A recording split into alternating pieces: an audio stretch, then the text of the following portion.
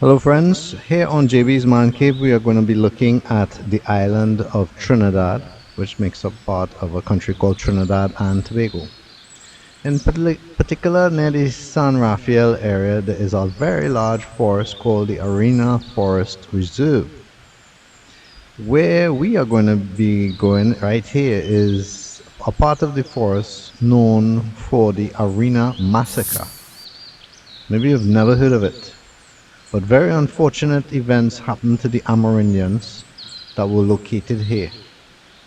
Now, I'm right at this site at the moment, and as usual, even though this could have been a very good sign to give us indication it's very old, the paint is peeling off, you can't read some of it, I really wish that those that be in authority would make a concerted effort to make these sites look good, provide better information. Don't use that cheap paint, don't use cheap stuff. Don't go the easy route by printing these things on a computer or whatever.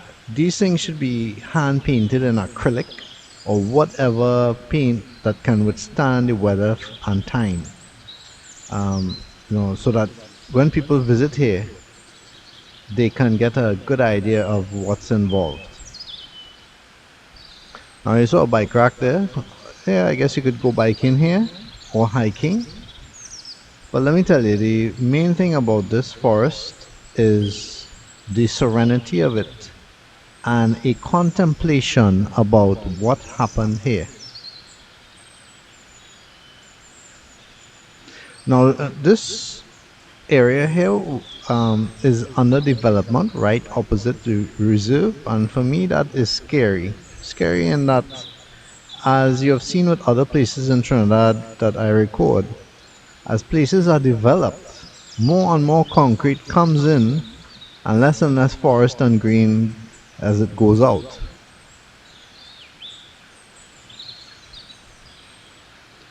I created a 360 video about this particular forest, and I told the story, but I'll tell it again as we drive through.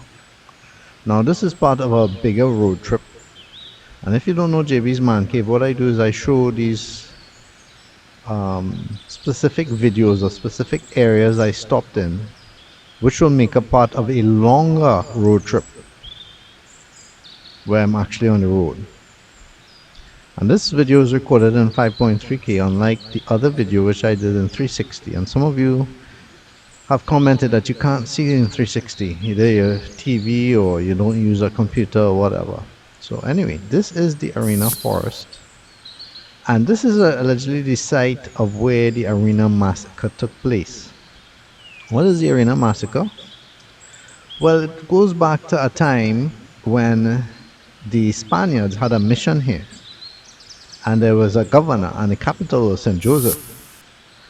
And the Amerindians were basically enslaved by the Spaniards to work, do their bidding, and all that in, sorry to say, the name of religion. So there would be friars and monks and whatnot that would be in charge of these Indians and make them work, make them attend church, even though Catholicism at the time was not their religion. They were forced to give up their own personal beliefs and take up that. But sometimes these Amerindians, just like anything else, after a while you would rebel. And they rebelled. And they rebelled in such a way that they killed those who were in charge over them and proceeded to find and locate the party of the then Spanish governor, who was on his way to church. And when they ambushed them, they killed them all except for one person. So the governor actually died, and the Amerindians tried to bury some of the friars and priests that were also in part of the party, and I guess hide what they did. Except it didn't go well because, as I said, one escaped and they just threw the governor's body in the river. Now, fear, I guess, set in. The Amerindians knew what they had done and they decided they would make their escape to the coast. But when that one person that escaped to St. Joseph went back and told the Spanish guards what had happened, they immediately made a pursuit and overtook the Amerindians and killed many of them, enslaved many of them, and tortured many of them. So all of that happened with regards to the Arena Massacre. Despite that, this actual forest is very peaceful, very interesting to watch. There's lots of biodiversity. You can even see an insect that's flying around my screen. I'm not even sure what it is, it's flying so fast. Now I had to stop my truck here because, as you can see, there are some fallen trees up ahead and I couldn't go any further. And actually in those logs up ahead there to the top right of your screen is where I placed my 360 camera, and you can see the video for that. But here I'm just showing you what the forest looks like. Now you could go deeper into this forest, of course, but on the day that I came here I didn't come with the intention of hiking or whatever. I just came to look around, and I would have gone deeper if the truck could have gone past those tree stumps, but it wasn't to be, and so I could only gather what I took here in camera. Now this is one path that goes into the forest. There's actually another path and I will look at it just now. That other path is a bit more muddy, but a little more entertaining in that you kind of have to navigate through everything. Now you can see how tall the trees are, and you can tell they have been here for quite a while. I think, I'm not sure if it's the university or whomever, but I did note some markings. I don't know if experiments or topography or whatever was being conducted, but it seems like people do come in here and check out the forest every now and again.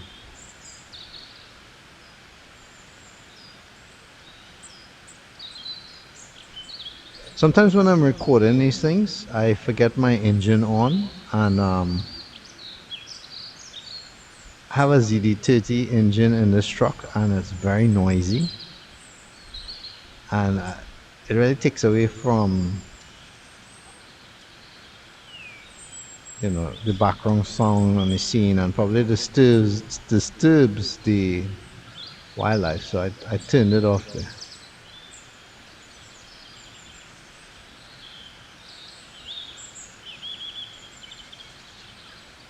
Now, like all things, I did not feel myself at risk or felt like I was being watched or unsafe or any of those things. However, if you were to come here, I can't say that you should come alone. Make sure to come in a big group and with somebody that knows the forest if you plan to go further in.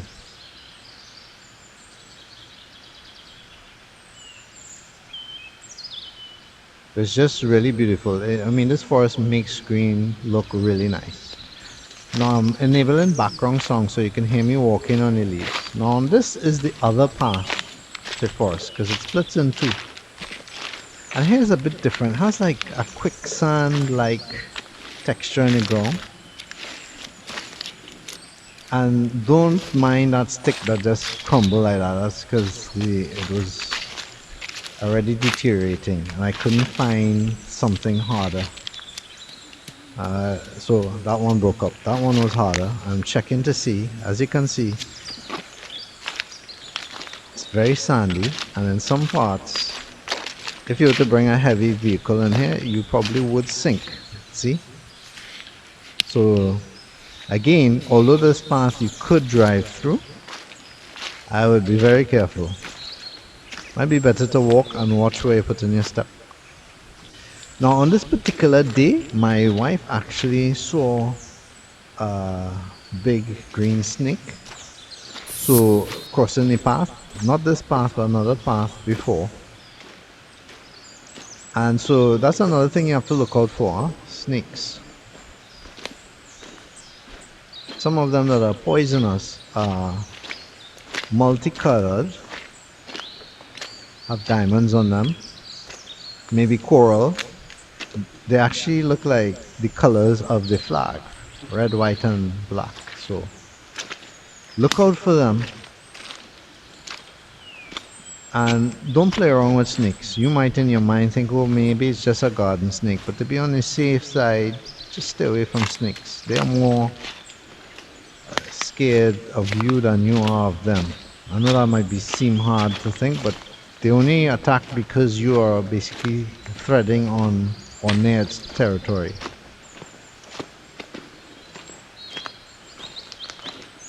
I'm not a snake expert, so if any of you are, feel free to chime in. But anyway, this is the path going into the forest. And you're seeing what it's like, you're hearing how it sounds and the surroundings. I just wanted to give you a little taste of what it would be like.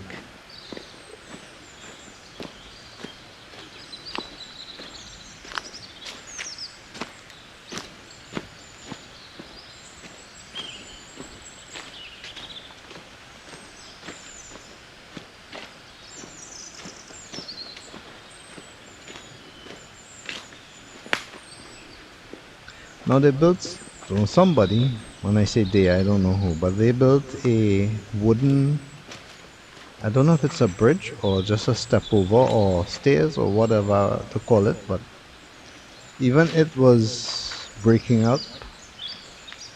So if you're going to cross this when you come up here, be careful. Don't trust anything, huh? Always test it out.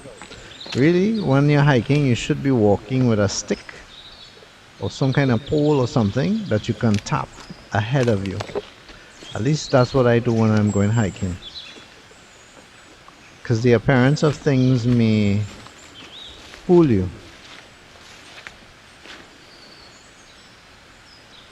We've been taught always look down as you're walking. But when you're in a forest, you have to look all around, not just down.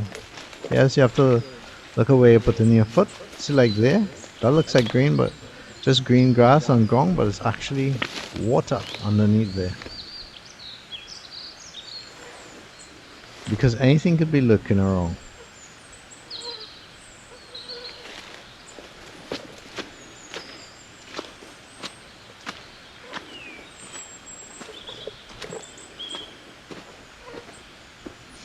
Now I could have continued on and on and on, but really, like I said, I didn't come with the plan of hiking this day. But this gives you an idea of what the forest looks like. And I don't know why some people just can't take their trash with them. You know, if you come into a forest, just do not leave your trash. Walk with a garbage bin or keep your trash on you until you get back to your vehicle or some designated trash bin or whatever. This is the markings I was telling you about. Seems like they mapped out the area in some way.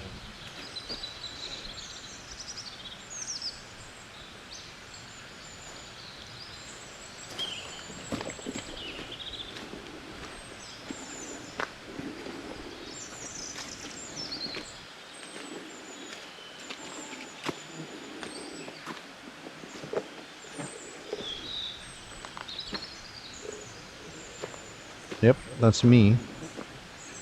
Almost broke the camera.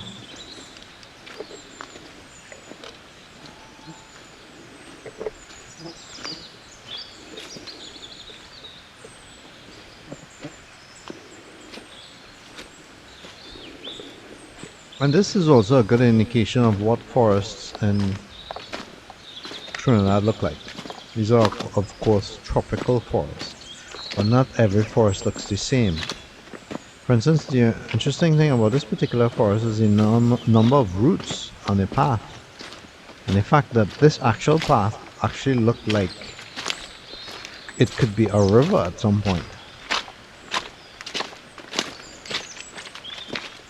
Wasn't raining today, huh?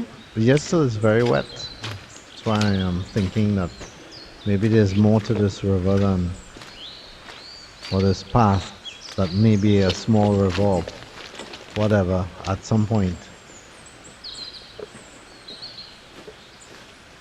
Well, I hope you enjoyed walking with me today. I have many videos like this. Make sure to see the 361. Make sure to see JB's Man Cave because I do cover other stuff. Subscribe, it's free. You don't have to pay nothing. And subscribing and hitting the notification bell allows you to hear more and see more when I release new videos. Thanks so much for watching. I really appreciate it.